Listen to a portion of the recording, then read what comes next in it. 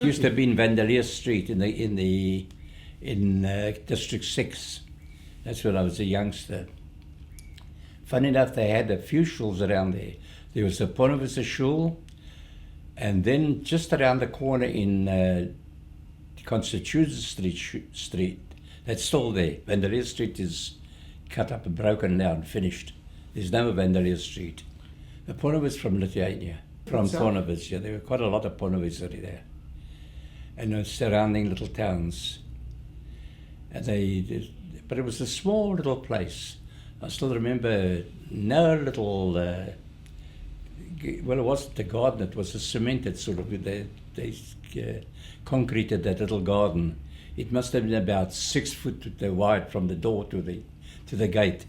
Very narrow, but they didn't want a bigger, as long as a minion, so they could get, maybe they got 20 on each side of the bimmer, and then upstairs they had for the women.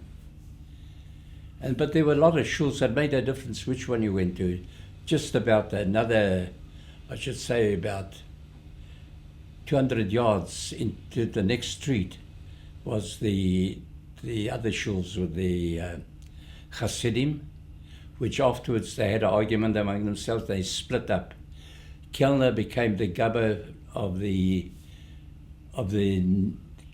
new crowd that broke away, and there was one called what's his name, Reuben. He had a bookshop, a Hebrew bookshop. He sold the Talaisim, Tefillim, and that.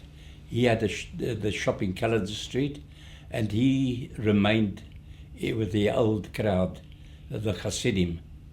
That was the Hasidic shul. Just down the road, there was the other one that had Rabbi Mervish was the rabbi.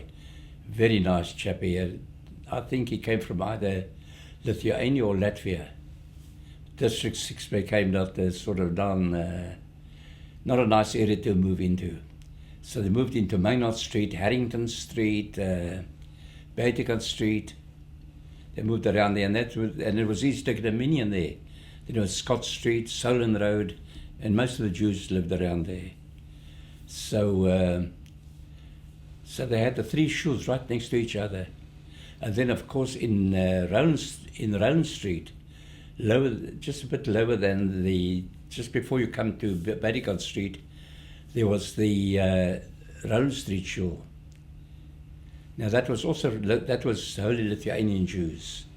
But all the Jews were moving out of District 6.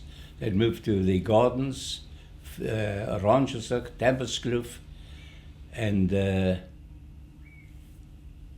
Friedrich it was just about being developed. And then there was a crowd in Sea Point.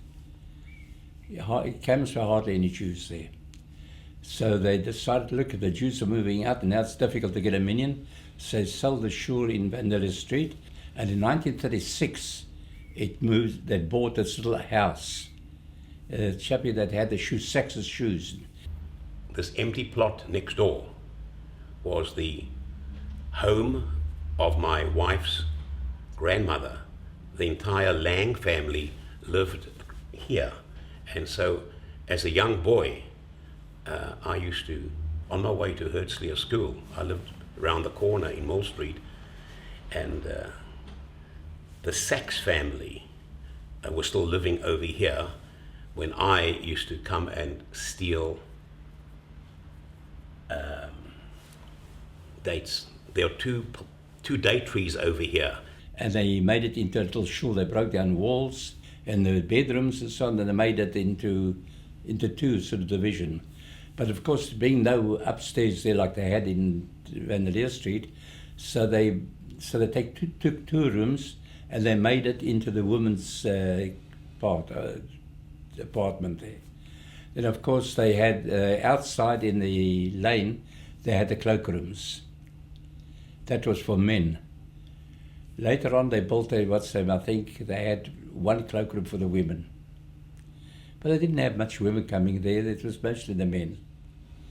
And the gubber in that year, I don't know, they had a few. They had, what's his name? There was a Mr. Besson. He had a little wholesale in Woodstock, and they made him a gubber. Then they had Beck. Beck, I remember, tall, nice-looking fellow. They called him the Kaiser. He walked like the king, the Kaiser, because he walked so upright, like as if he was the king. And he lived in Scott Street. In Scott Street, there were a lot of Jews, and Maynard Street, that was where the Jews were congregated. I think in Maynard Street alone, it was easy to make $1 million because the whole street was packed with Jews. And at that time, also the Jews were coming in still from Lithuania, from Latvia, White Russia, Poland. No, not Poland. Very few Polish Jews. There were the Hasidim.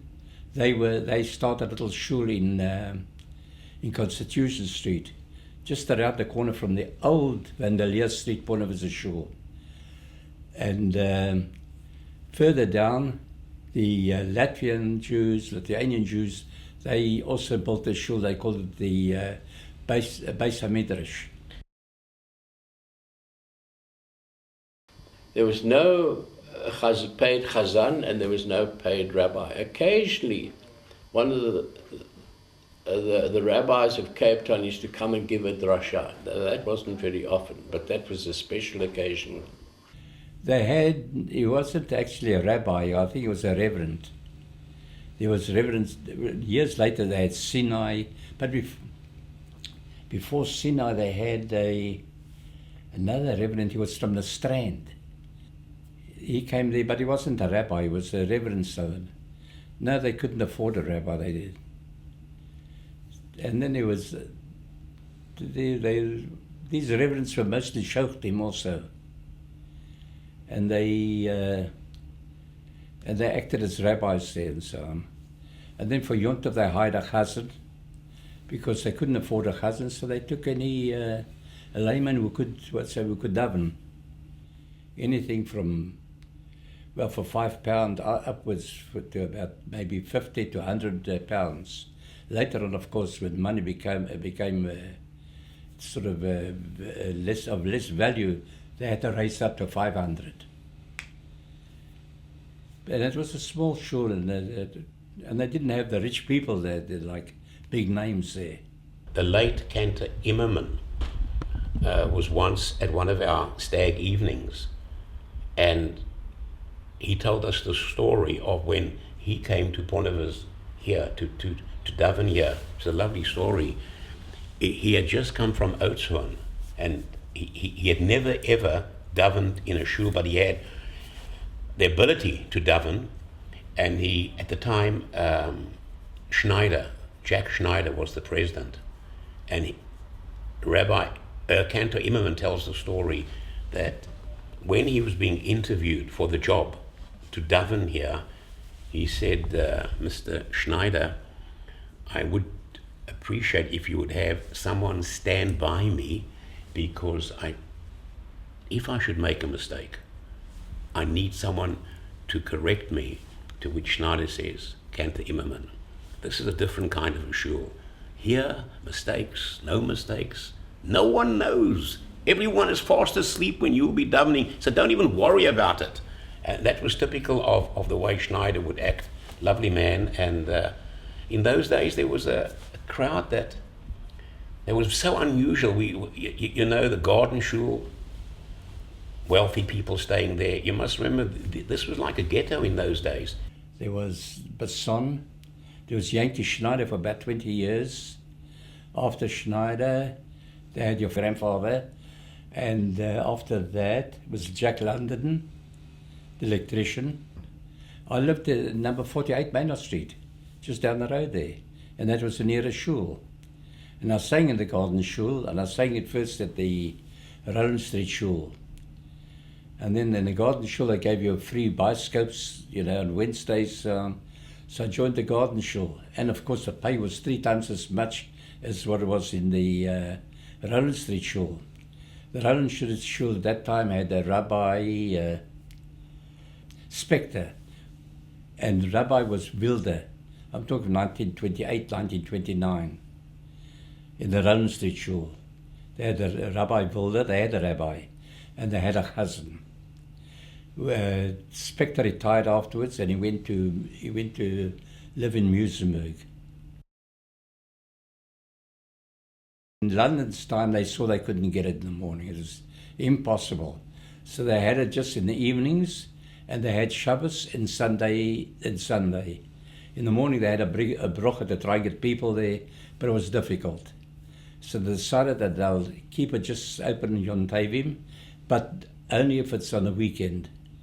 Because to get them on the weekday, and it's a small shul and everyone had to work. And it was a different crowd then. The Jew that was born overseas had died out, and they got this young crowd. And they weren't interested in a weekday, in a morning minyan. So they came in the evenings, and then Friday night, Saturday morning, and at the beginning Saturday afternoon, but afterwards they did away with Shabbos, Mincha, and Sunday. And they made it just like a weekly minyan. To this day, they still got it only as a weekly minyan. From the old shul, and then people donated Torah. Chap who had a bit of money, he decided the best donation he could give was a Torah. There was Mrs. Moskowitz, they had the jewelry business, and she donated a Torah, and a few others donated Torahs. Karabas, the two brothers. Now, what business? Oh, they had the garages in the Beaufort Westway, and in I think Graaf Renet, and in just north of Beaufort West. It's a little place there that only had a hotel, and then just Victoria West. They had also they had the garages, and they donated a Torah also. When they left Europe, that Watzim Tzedakah was still on their mind. And I mean, well, it was usually used for brochas because there was never enough money to buy anything big. So they used it like when it came Rosh Chodesh, when they benched the Rosh Chodesh as Shabbos, or if the Rosh Chodesh fell on the Shabbos, then they used that money but they also had people donating. Someone a pickled tongue. There was a chappie Beck that came from Paul, and there were a couple of butchers. There were the Berlovitz a butcher, there was Green, he was a butcher, and there was Yerske Ziv, the Zivs were, and they had the fish and all whatnot. So they had Yankee Schneider's family, all in the fish line. So there was always, they had the fish, they had, I remember someone used to make putzah, and they had pickled tongues, they had brisket. I belonged to the round Skunda Street Shul, you know, where Mr. Demba used to stay. Yep. And then I started coming here, and the Seagull was here, and I sort of stayed here, and I started contributing. And Jack London was also a very big draw card because he was a real tzaddik, honest man, and he was a religious man, and he taught many people to daven on his bima.